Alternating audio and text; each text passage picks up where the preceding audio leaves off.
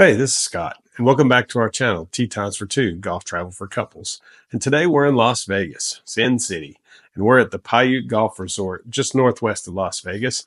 And we played two of the three courses, the Snow Mountain and the Wolf, and we're going to rate both courses and answer the question, is the Pauite Golf Resort worth a play, and is it an oasis in the Las Vegas desert? So stay tuned.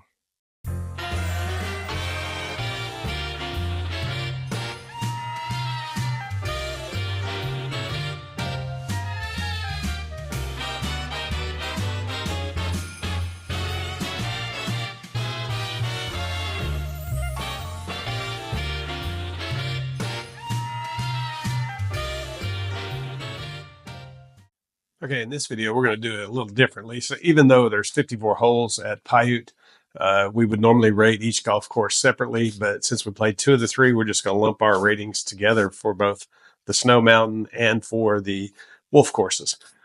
So for layout and playability, category 1, we're going to give Pauite, Snow Mountain, and Wolf both 5 stars for layout. They're terrific layouts. And for playability, for all levels of players, we're going to give the Snow Mountain and Wolf 3 stars. Like we said, it's a 54-hole complex located just northwest of Las Vegas, about 25 to 30 minutes from the Strip. All three are wonderful peat dye designs. They're located on a Paiute Native American resort, so you're not going to find any homes on any of the three courses, which leaves you unobstructed views of the desert and the surrounding mountains, which is terrific. Very peaceful out there. Accolades for the three courses. Golf Digest gives all three courses 4.5 stars. Golf Week has all three rated in the top 15 you can play in Nevada. And I believe the Wolf course was ranked number 78 in the United States by Golf Week magazine. As you can see on the scorecards behind me, Snow Mountain runs from 5,300 from the front tees to about 7,100 all the way from the tips. The Wolf course starts out at about 5,100 yards for the front tees, and then all the way back is 7,600 yards from the tips. Of the three golf courses, Sun Mountain, the one we didn't play, is the longest for women, and Wolf by far is the longest for men, tipping out at 7,600 yards. The slope rating, the Wolf plays the hardest of all three as far as slope goes. All three of the golf courses feature peat dye, typical mounding, railroad ties, the use of water, grass bunkers, deep grass bunkers, pot bunkers that you would find on a normal peat dye golf course anywhere in the U.S. or, in fact, all over the world. All the holes feature big slopes, or the greens have big slopes in them, and it makes you play the hole backwards, if you will, and be able to work the ball both ways, because on some holes you have to hit your tee shot right to left, and then the green really sets up better for a left to right shot. So he makes you hit all the shots that you have in your bag and play every club in your bag. So it's both courses we played terrific layouts. Lots of different varying lengths of holes, from short par fours to really long par fours to reachable par fives to really long par fives, and the par threes, just like P-Dye is known for, are masterpieces. So layout, definitely 5 stars. Okay, category 2, aesthetics or wow factor. We're going to give Pauite Golf Resort fully 5 stars. Cheryl and I both absolutely loved both the Snow Mountain and the Wolf golf courses. The layouts were terrific, and the beauty, since, like we said, it was on the Native American reservation there, you didn't have any homes obstructing your views, and you had total views of your surroundings, and were at peace with nature and just one with nature out there. So it was terrifically laid out golf course.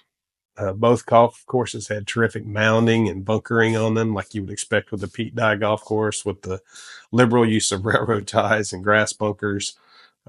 Lots of water on the holes, even though you're in the desert, which is, again, a characteristic of a typical peat dye golf course. Some of the holes we enjoyed the most that stood out to Cheryl and I, we'll start with the Snow Mountain first. Hole 1, short par 4, slight dog leg left, with a bailout area right, but you can't go long as the desert comes up right behind the green. I mean, literally right behind the green, but it's a real gentle start off the tee and get you off in a good frame of mind. Number 3 is a cool par five, typical peak dye where it's a double dog leg par five. So you have to be able to work the ball right to left and then left to right. You can reach it if you're a long hitter, but there's a lake guarding the right side of the split fairway down there and the green, and it gets really narrow down by the green. So if you lay up short to the narrow landing area there, will be your safe play. If you go for it and miss it left, you're avoiding the water. And then you've got big grass bunkers and mounds over there that make a difficult third shot into that green, pitching toward the water. So it's no gimme from over there. Then the three finishing holes on Snow Mountain I thought were exceptional. 16, a long par three, guarded by a lake down the left, big mounds, bunkers on the right. So if you hit it over there to avoid the water, then you've got a weird stance, pitching back toward the water on greens that are extremely slick with lots of slope. It's a terrific view of Sheep Mountain off in the distance there. So it's a terrific par three, which is what you would expect with his golf courses. Number 17 is a shorter par five, but it's uphill the whole way. So it's going to play longer than what the distance says on the card. And you've got deep bunks, lots of deep bunkers on the hole, both in the fairway and up by the green. You want to keep your second shot left so you have an angle into that green because it sets up that way. It's a birdie hole if you avoid all those bunkers. So you got to know your distances on your second shot. You can't just hammer it and try to get as close to the green as you can. You've got to be very strategic in that second shot. And then 18, the finishing hole on this course is typical of peak dye. It's a very long par four where you've got a lake down the entire left side of the hole. Extremely, extremely tough par four. Very beautiful hole, but extremely tough finish to your round. Some of the holes on the Wolf course that we really enjoyed. Hole one, again, it's shortish par four, dog leg left, really gentle starting off hole. You've got a lot more room on the right off the tee than what it looks like when you're standing on the tee box as the fairway gets bigger as you get down there in the landing area. Number two is a really, really short dog leg left par four that you can actually drive it if you're a longer hitter. It's one of those peak dye risk reward holes that, I mean, you could walk off making a 2, but you could also walk off making a 7 real easily, depending on how you hit it off that tee and what you hit off that tee. Hole 6 is a short-ish par 5 that's reachable, that has a split fairway, kind of like one at Sawgrass there.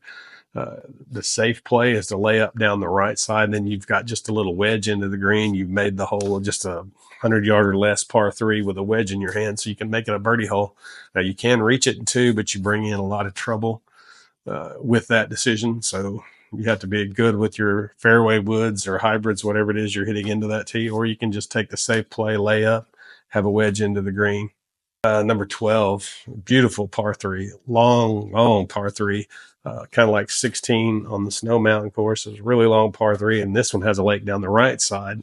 The other one had one down the left, and that lake is framed by a long bunker down the right. Beautiful par 3, very challenging par 3. 15, another one of the par 3s. This one's an island green. Very reminiscent of 17 at Sawgrass. Big green, even though it's an island green. And it's got 3 huge slopes in the green. So even hitting the green and keeping it on the green, great shot, but then you're not guaranteed a 3 as the green has some severe slopes to it. And then 18, another long par 4 finishing hole with lots of bunkers that cross the fairway and surround the green. So you've got to be very precise with your tee shot, not just hit it long, but you got to be precise with it. So it's another terrific finishing hole. So for aesthetics, both courses, definitely a full 5 stars. Beautiful views of the desert. Golf course was just gorgeous, terrific holes that you'll remember once you play them, and you'll want to play them again. All right, category 3, course conditions. We're going to give both the Snow Mountain and the Wolf courses 5 stars at Pauite. We played both courses in late October, and both of them were in terrific shape. They do all their course maintenance in September, so by the time we got there, they were in immaculate conditions.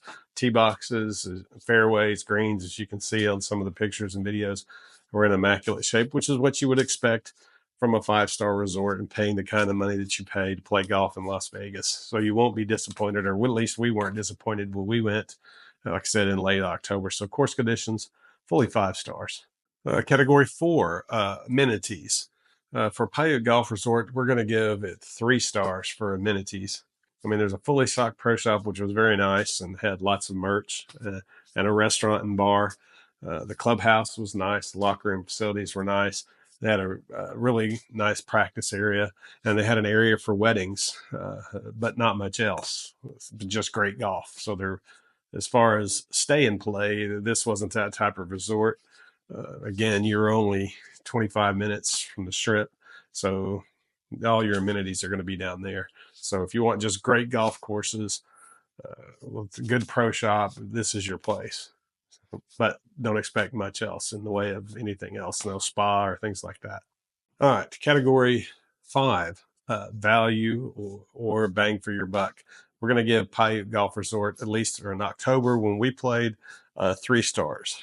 And this is compared to other golf courses you can play in the Las Vegas area and the quality of the course itself. I'll put the price for what we paid or what the green fees were when we were there in October, so you can kind of compare with other courses in the area. Weekday, Monday through Thursday. For snow, all 3 of the golf courses before 11 a.m. was $249. And then from 11 to 2 was $229. And then after 2 o'clock was $169. And if you're going to play on the weekend, Friday through Sunday, for all 3 golf courses, before 11 a.m. was $289. Between 11 and 2 was $259. And then after 2 was $199. So you see golf, at least in October, it was not cheap in Las Vegas. But again, you're paying for 5-star quality golf, and you're going to get it with all 3 golf courses. 3 beautiful Pete Dye designed golf courses that were in great shape. So you're paying for that kind of experience, and that's what they delivered for us. So even though it's not cheap, I feel like you were getting a pretty good value for what you were paying. Now they didn't have comfort stations like you have in Cabo or some of the other amenities that go with it. So you got to take that into consideration. So I know their summer rates are a lot cheaper, but then again, you're playing in the heat of the summer. So it just depends on when you go. So these are the prices for October. All right, so let's do a recap of the Pauite Golf Resort, both the Snow Mountain and the Wolf Golf Course. So before I get going, Cheryl, what did you think of Pauite Golf Resort? I know what you think of Vegas. My bank account knows what you think of Vegas. But what did you think of the Pauite Golf Resort? Yeah, well, I thought it was great. So what, 54 holes, 3 courses, 3 right? courses. Yeah. And it's beautiful layout, lots of mounds, and then actually surprisingly more water than I would have expected out there. A lot of ponds, right, where they built in. Yeah, where Pete Dye always fills in when he moves all that earth and makes those mounds and deep bunkers that he uses. They fill in the where he dug up the earth to make ponds. Yeah. Yeah. So I mean, I think that makes it pretty. For somebody with a higher handicap, not as easy for sure. It was a little difficult, I would say, for me. It was a little longer than I think it would normally be for somebody at my level, like for the women's tees. Yeah. Just for context, Cheryl's used to playing about 4,500, 4,600 in both of these courses, the Snow Mountain and the Wolf. For women, we're from 5,100 to 5,300. So depending on your handicap, how playable it would be for women. We played courses like at Bandon Dunes where they had forward tees that were 3,900 to 4,000 yards, which made it great for somebody with a higher handicap. And the difficulty of the course wasn't so bad. But these were not easy golf courses. They were not, but in great condition. And they're about 30 minutes away from the strip. Yeah, so, about 20, 30 minutes. Yeah. Yeah. I mean, it's far enough out. You have a nice drive, but it's not too far. I mean, but there's no houses. It's not like on it's on a country club where you got houses. It's an Indian reservation. So it's definitely spread out by itself. But it's beautiful layout. I think. Both courses were real pretty. We didn't get to play the third one, Sun Mountain. We didn't play it, but if we ever go back, that would be one that we would play, I would think. So, recap of the courses, like she said, a lot of mounding, a lot of Pete Dye, railroad ties, deep bunkers.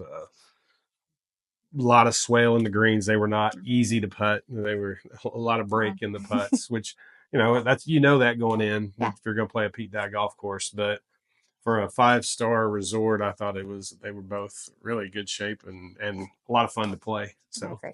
So I would give both courses. I would give 4.5 stars. And what would you rate them? I would probably give it 4 stars. Just a little lower just because of the difficulty for me. Yeah, and that was my point. I wouldn't, for me, I would give them both 5 stars because I enjoyed them so much. But for a higher handicap player, I thought they're pretty tough golf courses. Um, Again, you can do like Cheryl, and we make her own tees. If it's too long, we'll just move up and make a long par 4 a little bit shorter for, or a par 5. I think the par 5s are really really long for you.